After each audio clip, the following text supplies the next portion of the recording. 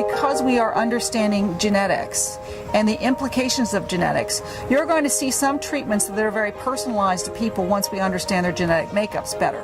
And that's going to only be certain diseases, but I see us using genetic information and personalizing to people's needs more in the future. Now, I'm not sure if that's 10 or 20, but it's coming. There's some really exciting, interesting stuff going on where people are practicing physicians are starting to use simulation actually in clinical care. So, for example, they will use some of the radiologic techniques if they're going to do a stent or on a patient, for example. They'll use the radiologic techniques to actually create a simulation of that patient's vasculature, so they can then take the wire and practice going through the stenoses, the narrowings, know what wires they will actually really need, know what size stents they'll really need, so that when the time comes for the patient, they've already essentially done that procedure for that individual patient on a simulation. Those are sort of beta applications, so to speak, but they're exciting, and they talk a little bit to the potential of the technology. I think the next 5 years it will be striking a balance as to how much simulation we can simulate here within the lab and how much can we do outside the lab.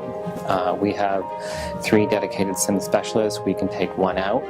Can we take 2 out? But what's left behind? So that's going to be the balance, is how do we maintain the presence here, but also how do we also maintain a presence within the community? Some of the bigger things has been that a lot of the advancements that were coming out when I was in med school, some of the newer drugs and whatnot are much less expensive now. They've all come off formulary. So drugs that we used to have to struggle to get for patients, or that patients couldn't afford, they can pick up at Walmart now for $5. Some of the myths of the past have been dispelled.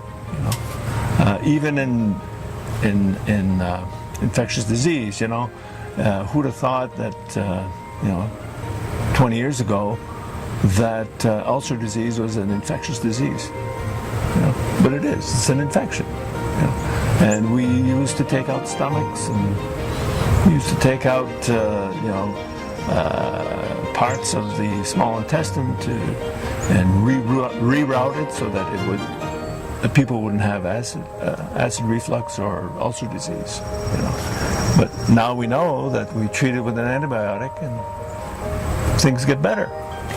Knowledge is power, and patients need that knowledge in order to take care of themselves. If they don't have it, me ranting and raving doesn't get anywhere. It's really them understanding what it is that we need to do to make them better. As much as we might complain about the computers and electronic medical records and so on, and there's a lot to complain about, but the thing about them is the retrieval of information. That is so much easier. If you come in and you have your cholesterol or your operation from 2 years ago and I need to look that up, and that's in the computer, I can pull that up and it's right there in front of me. I can go over it with you. If there's a question about something, I can show it to you. And that enhances that communication, that ability. The Simulation Center and our Department of Medical Education, where that's housed, is making a difference and impact on patient care every day. We know that by practicing with real cases and real lifelike mannequins, we are able to train our new future physicians to interact with patients in a new way and be effective. We've had some reports from residents and other teams who have said, you know what, this scenario that I just did over in the simulation center happened in the emergency department or in the critical care unit. It really happened like a week later and I was ready. So that's exciting. It really is making a difference. I think the wonderful things that will come out will be more from innovation by individual offices and practices and groups, trying to figure out solutions at the local level. And we'll be pleasantly surprised by what comes up.